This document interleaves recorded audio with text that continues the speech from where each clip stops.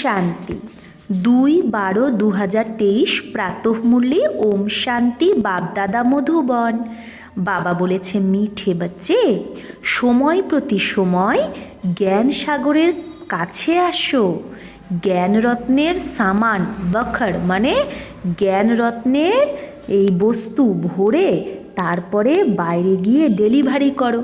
মানে বাবার কাছে এসে জ্ঞানরত্ন ভরো আর সেটা নিজে নিজে সেবাস্থানে গিয়ে সেই জ্ঞানরত্ন অন্যকে দাও। এটাকেই বাবা বলছে ডেলিভারি করো। বিচার সাগর মন্থন করে সেবায় লেগে যাও।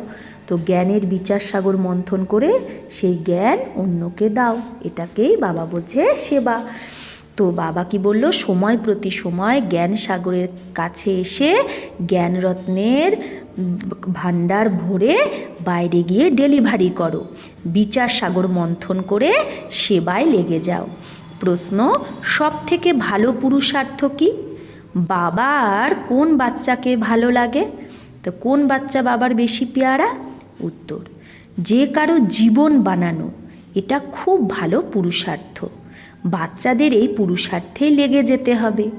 কখনো যদি কোনো ভুল হয়ে যায় তো তার বদলে খুব সার্ভিস করো, না হলে সেই ভুল বিবেককে খেতে থাকবে। বাবার জ্ঞানী আর যোগী বাচ্চাই খুব ভালো লাগে।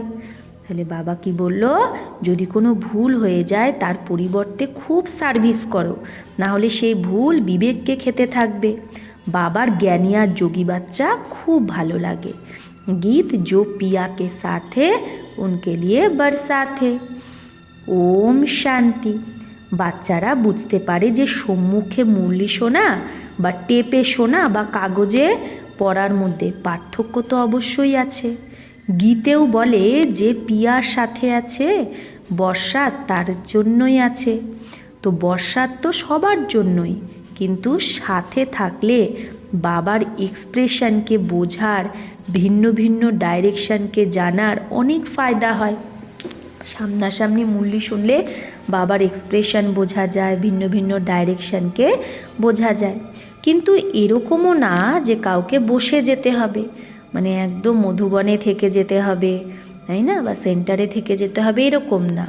বখর সামান ভাড়া, জ্ঞানরত্ন ভরলে আর গিয়ে সার্ভিস করো, তারপরে আবার এসো কিছুদিন পরে। মানে বাবা এখানে মধুবনের কথা বলছে, যে মধুবনে এসে জ্ঞান সাগরের সামনে এসে রিফ্রেশ হয়ে আবার যাও নিজে নিজের জায়গায় গিয়ে সে জ্ঞানের ভাণ্ডারকে দ্বারা তুমি সেবা করো। আবার আসো বখর ভরনে, মানে আবার তুমি জ্ঞানরত্ন ভরতে আসো। মানুষ জিনিস কিনতে যায় বেচার জন্য, বেচে আবার জিনিস নিতে যায়। তো এখানেও এটা হলো জ্ঞানরত্নের সামগ্রী।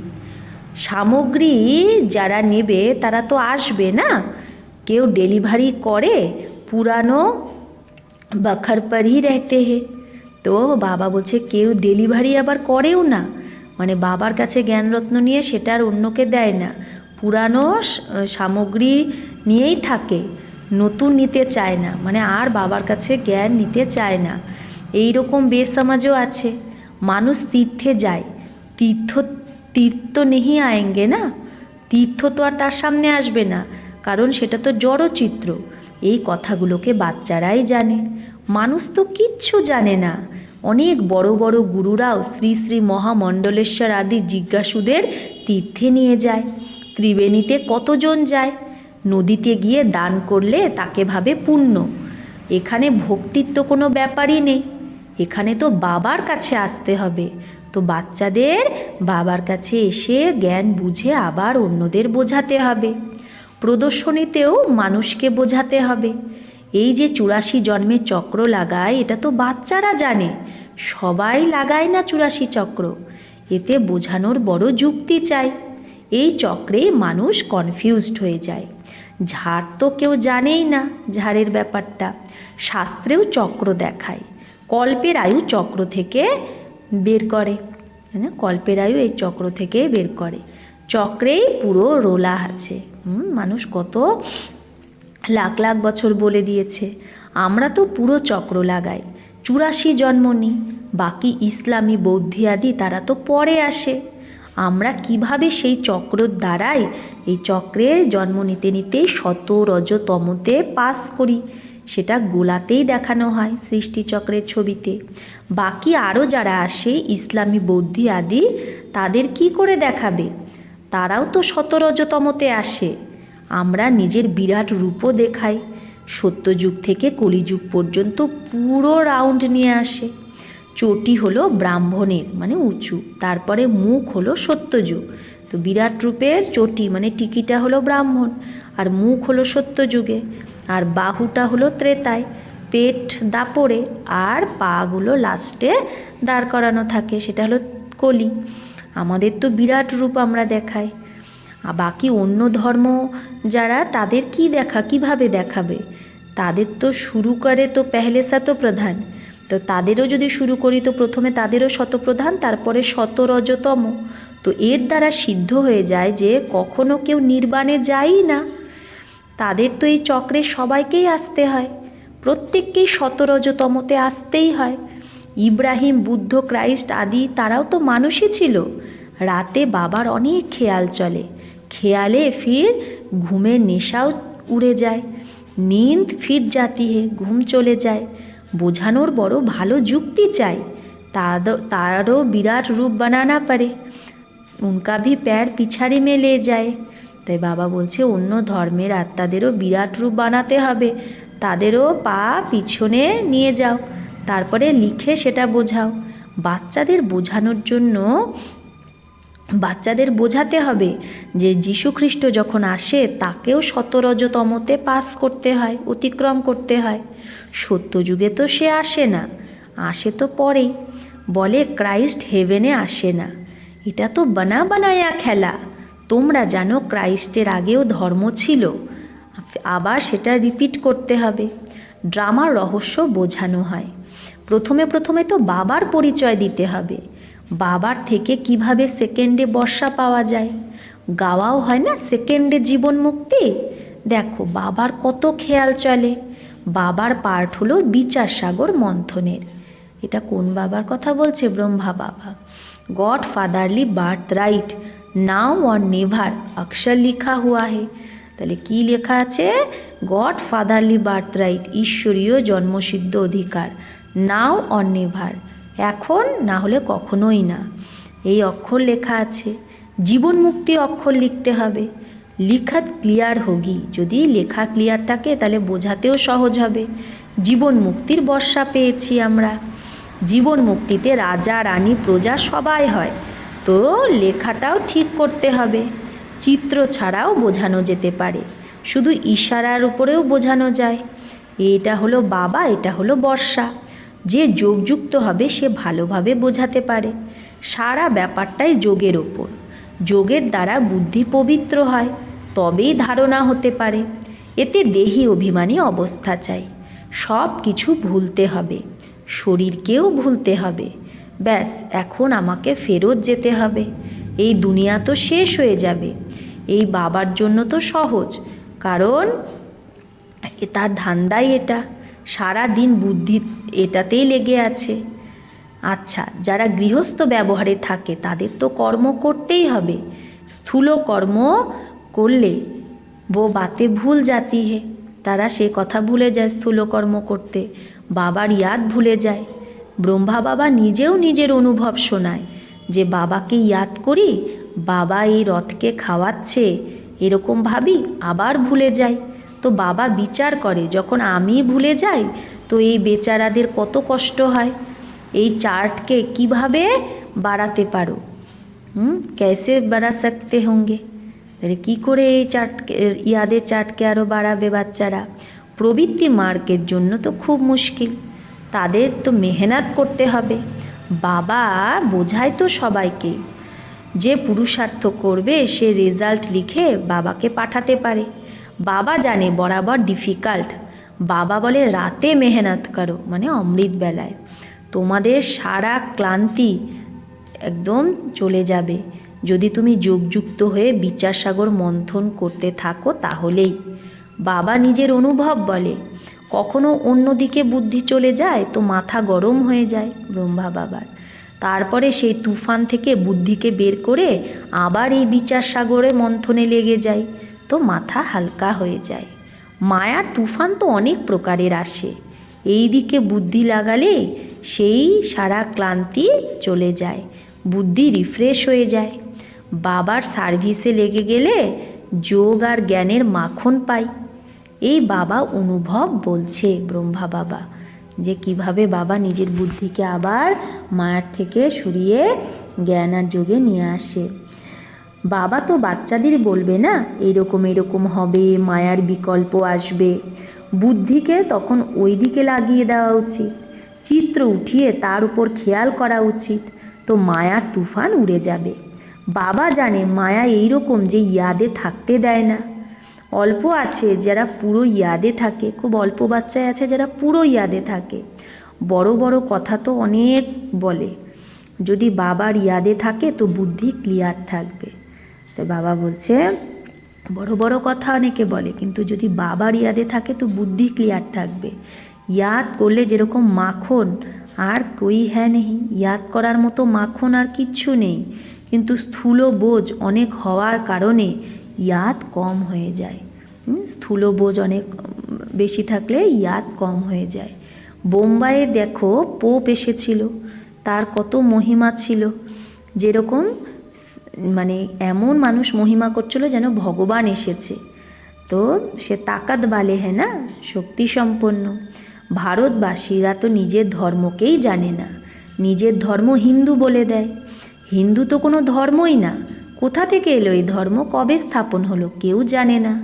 তোমাদের মধ্যে জ্ঞানের উছল আসা উচিত, শিব শক্তিদের জ্ঞানের উছল মারনি চাহিয়ে।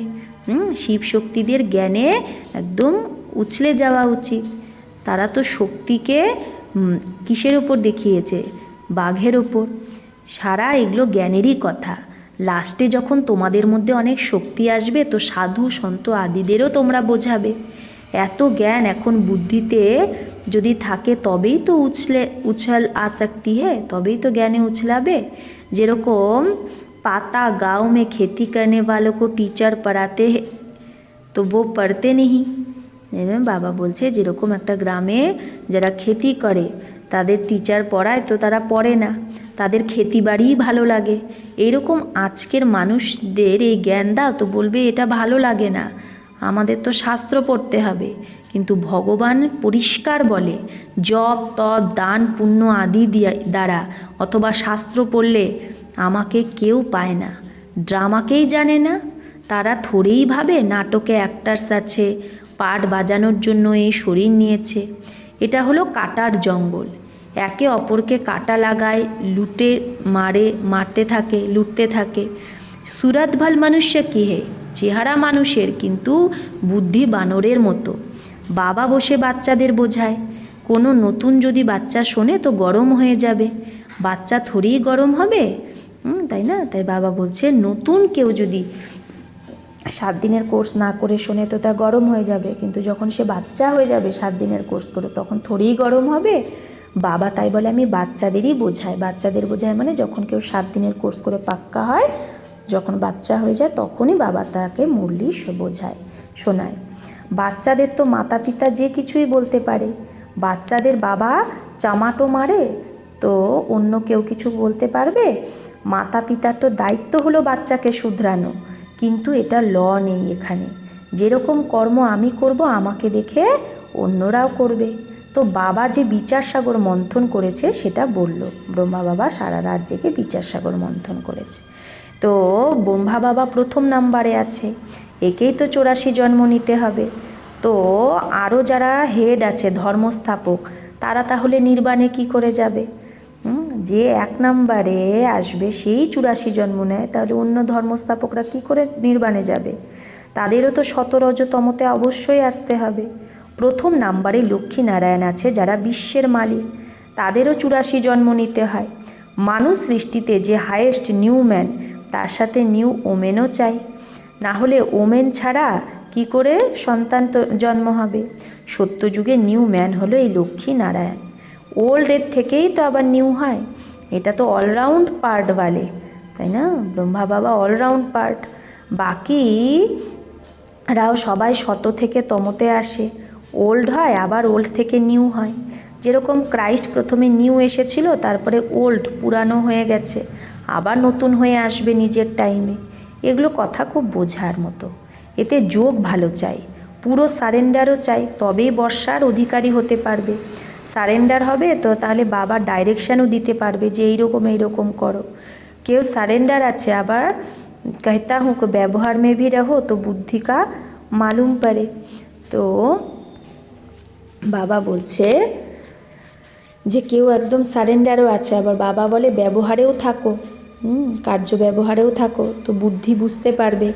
ব্যবহারে থেকেও জ্ঞান ওঠাও, পাশ করে দেখাও, গৃহস্থে যেও না, ব্রহ্মচারী হয়ে থাকো তো ভালো। বাবা প্রত্যেকের হিসাবও জিজ্ঞেস করে।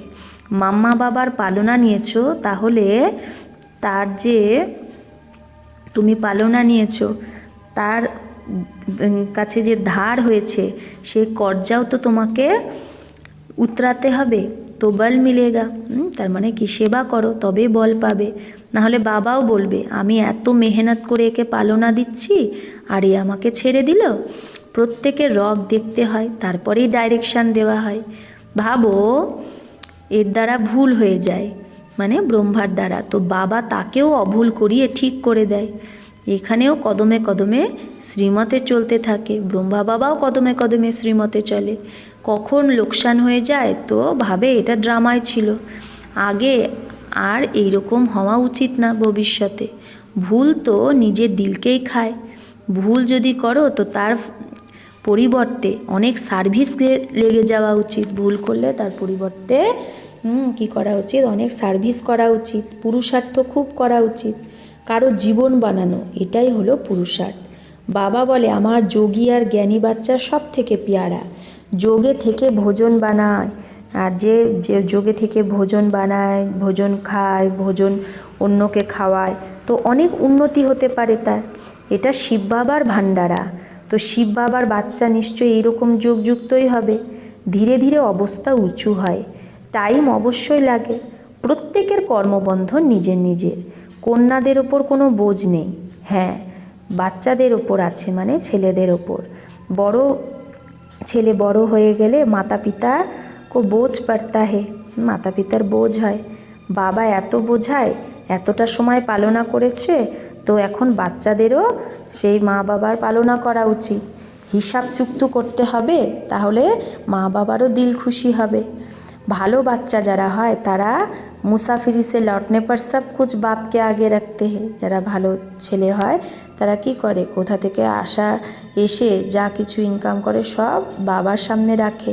কর্জা উতারনা হে না, মা বাবার ঋণ শোধ করতে হবে না, তো এগুলো অনেক বোঝার ব্যাপার। উঁচু পদ পানে वाले ही शेर मुँह पे उछालते रहेंगे। যার ভাগ্যে আছে উঁচু পদ পাওয়ার, সেই কি একদম বাঘের মতো উছলাতে থাকবে, মানে কি মহাবীর হবে, জ্ঞানের মনন চিন্তন করতে থাকবে। अच्छा, मीठे मीठे सिकिलधे बच्चों प्रति माता पिता बाप दादा का याद प्यार और गुड मॉर्निंग। रूहानी बाप की रूहानी बच्चों को नमस्ते। हम रूहानी बच्चों की रूहानी माता पिता बाप दादा को याद प्यार गुड मॉर्निंग और नमस्ते नमस्ते नमस्ते। शुक्रिया बाबा, आपको लाख लाख शुक्रिया। ধারণার জন্য মুখ্য সার এক, যোগে থেকে ভোজন বানাতে হবে, যোগেই থেকে ভোজন খেতেও হবে আবার খাওয়াতেও হবে। 2, বাবা যেটা বোঝায় তার উপর ভালোভাবে বিচার সাগর মন্থন করে যোগযুক্ত হয়ে অন্যকেও বোঝাতে হবে। বাবা তাহলে যেটা বোঝায় তার উপর বিচার সাগর মন্থন করে অন্যকেও বোঝাতে হবে। বরদান, স্বপরিবর্তন আর বিশ্ব পরিবর্তনের জিম্মেবারির তাজধারী, সো বিশ্বরাজ্যের তাজধারী ভব। তো স্বপরিবর্তন আর বিশ্ব পরিবর্তনের যে দায়িত্বও নেয় সেই তাজধারী যে হয়, জিম্মেবারির তাজধারী, নিজের পরিবর্তন আর অন্য পরিবর্তনের দায়িত্ব যে নেয় সেই বিশ্বরাজ্যের তাজধারী ভব। যেরকম বাবার উপর প্রাপ্তির ওপর প্রত্যেকে নিজের অধিকার ভাবো, বাবার উপরেও আমরা নিজের অধিকার ভাবি, প্রাপ্তির ওপরেও এরকম স্বপরিবর্তন আর বিশ্ব পরিবর্তন দুটোরই জিম্মেবারি তাজধারী হও, তবে বিশ্বরাজ্যের তাজ অধিকারী হবে। বর্তমানই আমাদের ভবিষ্যতের আধার। চেক করো আর নলেজের দর্পণে দেখো যে ব্রাহ্মণ জীবনে পবিত্রতার, পড়া আর সেবার ডবল তাজ আছে। তাহলে কি চেক করতে হবে? যে আমার ব্রাহ্মণ জীবনে পবিত্রতার, পড়ার আর সেবার ডবল তাজ আছে। যদি এখানে কোনো তাজ অধুরা থাকে, পুরো না থাকে, তাহলে সত্যযুগেও ছোট তাজের অধিকারী হবে। এখানে যদি আমরা পবিত্রতার তাজে অল্প থাকে, বা পড়ার তাজ অল্প থাকে, বা সেবার তাজ অল্প থাকে, হ্যাঁ, অধুরা থাকলে সত্যযুগেও কি হবে? ছোট তাজের অধিকারী হব। স্লোগান: সদা বাপদাদার ছত্রছায়ার মধ্যে থাকো তো বিঘ্ন বিনাশক হয়ে যাবে। সদা বাপদাদার ছত্রছায়ার ভেতরে থাকলে কি হবে? বিঘ্ন বিনাশক হয়ে যাব। আচ্ছা, ওম শান্তি।